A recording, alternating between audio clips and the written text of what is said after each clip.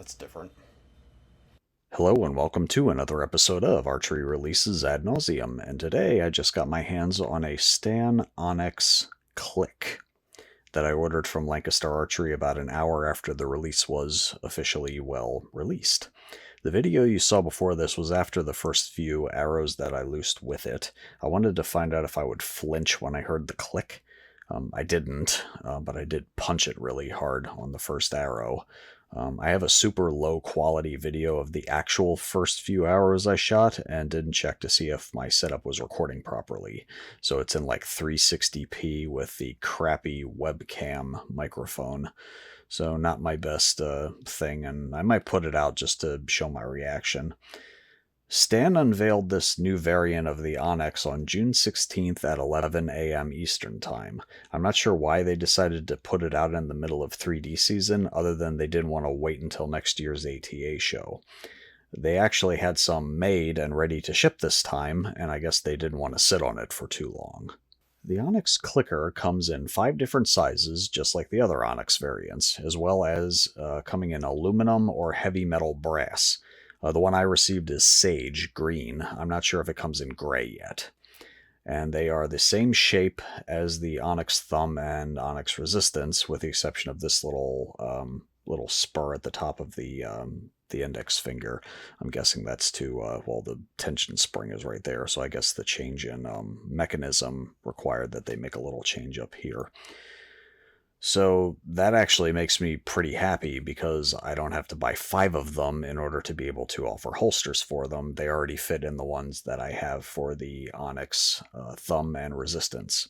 So thank you, Stan. My bank account is merely bruised instead of broken. The Onnex Clicker comes with the same set of accessories as the rest of the Onnex line. It comes with 2 sizes of thumb barrel, 2 lengths of trigger post, a trainer pin, a 5/64" Allen key that adjusts everything on the release, including the tension, travel, thumb barrel post, and finger attachment mounting screw.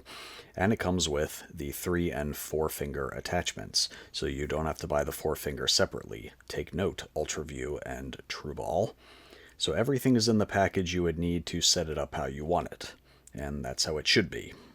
If you want any more info on the other Onnex releases, or if I missed anything here, I have videos on the Onnex Thumb and Hinge, and some words on the Resistance Onnex are tacked onto the end of the Hinge review. I don't have a whole lot to contribute to that because I'm really bad with Resistance releases. I wish they would come out with one with a click. The Stan Onnex Click is touted as the first thumb trigger with a click, which is true as far as I know, but it's not the first trigger for archery anyway with a click. So at least they didn't embellish like TrueBall. They added the qualifier of thumb trigger. In the case of TrueBall, no matter what it is or what they're pushing, TrueBall makes claims or insinuates in their promo and product breakdown videos that they were the first to do it and nothing remotely similar existed before it. This is why you will, in future, hear me refer to TrueBall as the Jennifer Lawrence of archery. Scott Archery actually beat them to the punch with the first trigger release with a click, and that was the Verge. Scott describes the Verge as a back tension wrist release, but what it amounts to is an index release with a click manufactured into the sear. It has trigger travel, then you reach the click, and then you keep pulling through the click until the hook releases, and that's the same thing that the Onnex Clicker does. Stan took this mechanism and put it in a handle that many archers are going to find familiar, and that would be the Onnex. Instead of putting it in something completely different and then making everybody adjust to something brand new. I've actually had a little bit of experience with a trigger system like this in a thumb release previously. It came about from my propensity to tinker with things. A late great friend of mine had a simple philosophy, and I live my life by it. If something doesn't work the way you need it to work, modify it until it does. If that doesn't work, make whatever you need yourself. About 3 years ago, I bought a trigger attachment made by Carter called the Antifreeze.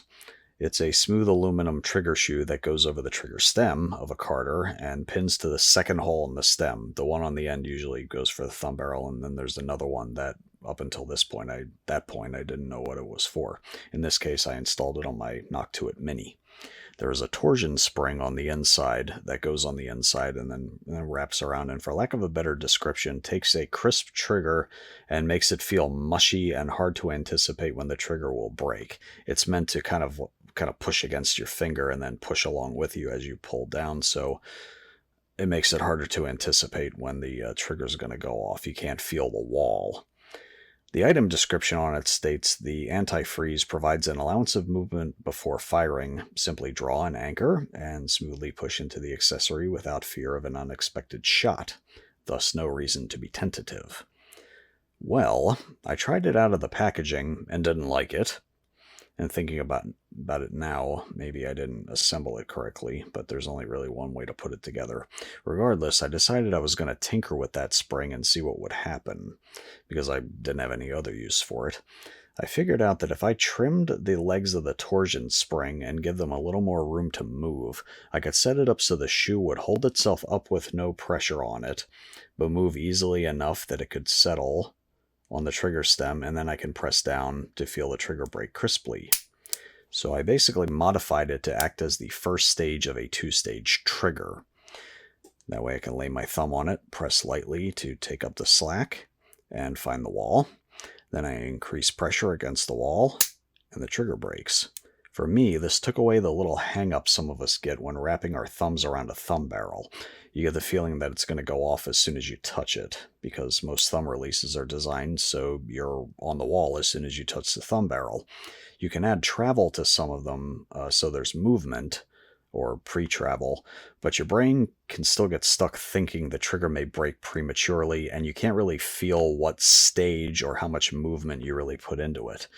So for some of us, it's hard to just stand there for a second with our pin on the intended target and our thumb on or hovering above the barrel without wanting to just slam it down and loose the arrow.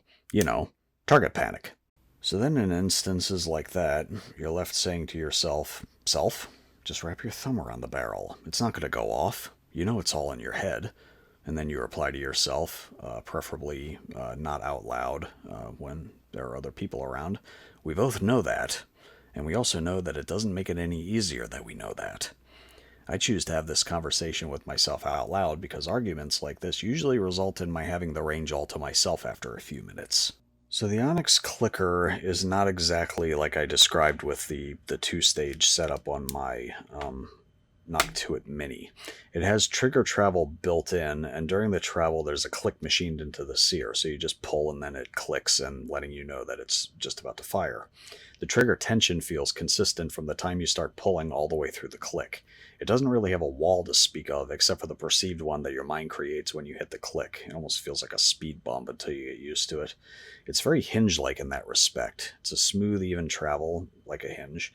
Well, hinges have smooth, even travel as the hook slides over the moon. It clicks, and then you keep pulling the same until the hook hits the ledge.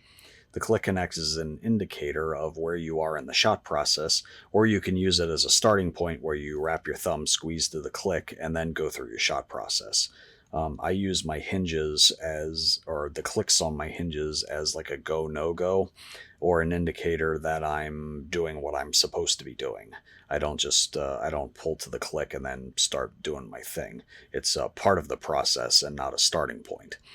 The click on the Onnex clicker is tactile enough that you can barely feel it, but it's not nearly as loud as it is in the videos from Podium, Archery, or Lancaster.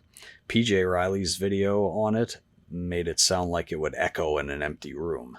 It had a much more positive snap to it than this one. I don't know if because his was a prototype and this is a production model, or the tolerances on the clicks might be different because there were issues Stan had with the clicks on the click hooks on the Onnex hinge. As a target shooter, I wouldn't mind if it was louder and a little more tactile, as I prefer louder clicks on my hinges. I doubt, though, anyone or anything more than a few feet away from you will actually be able to hear it when you're using it. The release of it is actually louder than the click itself. So when the actual thing goes off, then it's actually louder than the click. Though the sound of the releasing the hook is going to be drowned out by the sound of the bow, whereas the click is in isolation. So, but regardless, it's probably quiet enough that hunters should be able to use it with no issue.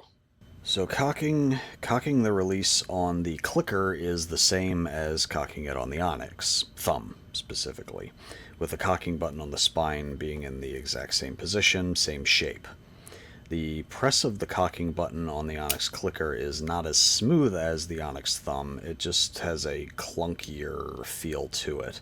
The trigger needs to move a lot more to reset the mechanism when you have it set with a lot of pre-travel. It's not as clunky, though, if you use less pre-travel. The travel adjustment is in a different location than the Onnex thumb. The Onnex thumb's adjustment was on the side of the handle and used some kind of cam system to adjust the trigger travel. If you keep turning it in the same direction with the trigger uncocked, the trigger stem would undulate as if it were waving at you. If you cock the trigger, you could turn it clockwise and eventually the sear would release. The clicker seems to have taken a step backwards one generation to the Perfex, and it is adjusted via a set screw on the spine of the release between the trigger stem and the cocking button. The travel adjustment only affects total trigger travel. You cannot adjust the distance between click and fire. You can only shorten the distance that you need to pull to get to the click. If you find yourself at full draw with the Onnex clicker and you have pulled to the point where you have gotten to the click and you need to let down for whatever reason, you can reset the trigger at full draw by pressing the cocking button. I don't think it's totally necessary to do that when you're letting down, but it's an available feature if you need additional reassurance that it's not going to lose your arrow while you're letting down. The tension adjustment on the Onnex clicker is adjustable by turning this bolt at the top of the handle. If you turn it clockwise, the tension increases, and counterclockwise decreases. If you're going to use the click, and yes, you heard that right, if you're going to use the click, I would recommend doing it backwards from the usual procedure and start off light to moderate tension, and then increase tension if you need more feedback during the take-up portion of the trigger press. Trigger travel, I've found, can be a substitute for trigger tension when it comes to settling into a thumb barrel. If you know there's movement there, you don't really need to set it as heavy. Also, the pulling process when this particular release is set pretty heavy doesn't feel nearly as good as when you have it set lighter. Now, if you realize after buying it that you're not fond of it, but you don't want to sell it for whatever reason, you actually have a few options. For anyone asking if you can disable the click, I am pleased to inform you that the Onnex clicker can actually be set up to not use its click. The way you do that and the way you would set it up is the same for the Onnex thumb as if you were going to set it for what Stan refers to as zero travel. Which is kind of a misnomer on account of mechanical triggers don't function unless it moves. But zero perceived travel would be more accurate, but it doesn't have the same pizzazz. Anyway, to get zero perceived travel, you will turn the adjustment screw clockwise with the trigger cocked and continue to turn it until you hear the click and continue further until the release fires. Then you back off the travel adjustment a little bit. I usually go with 1/8 of a turn, though Stan claims you can just set it to just barely making contact. And now the release behaves exactly like the regular Onnex thumb, including the way it feels when you cock it. So while Stan said you can't disable the click, well, you actually can, but you have to be comfortable with a thumb trigger with very little travel. If you're already shooting a Stan, you'll be fine, but then again, if you have an interest in this release because of the way that it functions, maybe not so much. So something else you can actually do is set it up with enough travel for the click to function, and then cock the release and press down on the trigger to the click, and the trigger will actually stay there, preloaded. From there, you can go ahead and treat it like an Onnex thumb release that requires one extra step.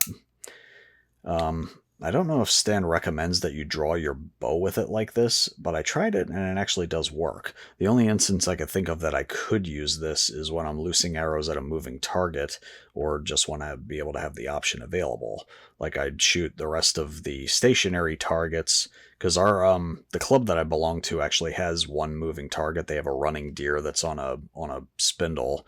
You wind it up and then just let it go, and it rolls and it goes down a hill. So it wouldn't be a bad idea for me to keep it this way, and then that way I can just kind of preload the trigger so that I don't have to go through the process of getting to the click. So then I'm already there. So something to think about. If you don't shoot at moving targets, just leave it the way it is. But now it's actually a little more versatile. So just briefly, I'm going to show you what it looks like in order to take the click out of the Onnex click. So this is cocked. So the click is there. I'm pulling through it. Click is there and fire. So what you're going to do is take a 5/64 inch Allen wrench, insert it into the travel adjustment here, and you're going to turn it and keep turning. Turn slowly. Keep turning. There's the click. Barely heard it. And keep turning until it goes. So now it's under failure. It won't hold won't stay cocked. You're going to take a little bit out of it. That's a quarter turn, but you're going to take a little out of it, recock the release, and now, well, there's the click, so I got to go a little bit less. So you got to pretty much do it like 1/8 of it. There's the click. And wait till it fires. There we go. So now I'm going to take a very small amount of travel out of it. It was about 1/8 of a turn. Recock it. No click. Now it's a regular, same as an Onnex thumb.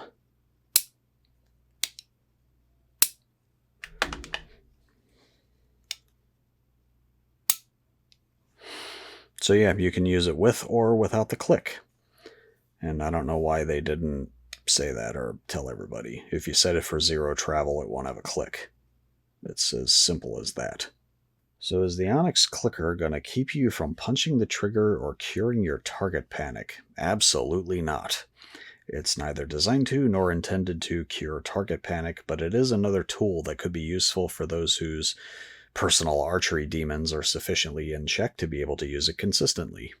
The ones I'm fighting are probably different from yours, which is why it's a beautiful thing to have so many options. So if you're asking if this is the release for you, there was a post I read on Archery Talk that summed up people's potential reactions to this release in such a simple, concise way that I had to share it here. The user's handle is Blind Archer, and he wrote, quote, I think this is going to be a love it or hate it piece of equipment, and that will probably largely depend on one's mental approach to their shot process. If you're into the surprise, not thinking about it release camp, this could be a disaster by pulling your focus right to the release. If your approach is to let the aim be in the back of the mind and the movement through release is the focus, the click is going to draw your focus more acutely to that part of the process. Close quote. Essentially, if your mental focus is on aiming, then the click will distract you. If you let your pin float and focus on your shot process, this will help you with consistency. I fall into the latter category. Your mileage may vary. Also, if you shoot a hinge and don't like a click, you're not going to like this release. I also don't think this is going to cure anyone's propensity to punch the trigger. What it will do is give those of us who commit the heresy of squeezing the triggers on our thumb releases instead of shooting them like hinges, something where you can really settle your thumb onto the thumb barrel without worrying if you're going to set it off. It also gives you that indicator of where you are in the course of the trigger travel. You can still squeeze until the click and then execute with back tension if you like. You can also lay your thumb on the thumb barrel and pull straight through the click, hinge style. For me, I don't shoot my thumbs like hinges. I have hinges to shoot like hinges. And if I'm going to shoot my thumbs like hinges, I might as well just shoot my hinges. Stan, we need to have a talk. Why in the fumigated fuck did you not take this opportunity to put a lanyard hole on the Onnex? Just drill a hole in the finger attachments before you send them to the anodizer, or throw a strut from the whale tail to just below the lockdown screw. I don't know why you're behaving like your releases are allergic to paracord.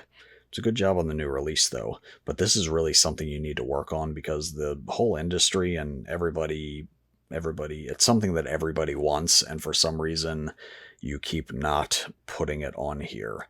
I mean, it is better business for me because now any of the Onnex owners are looking for places to put them securely, so I mean, I guess you are making me money, so yeah. So never mind. Don't worry about no, leave the lanyard attachments off. You just leave that to me.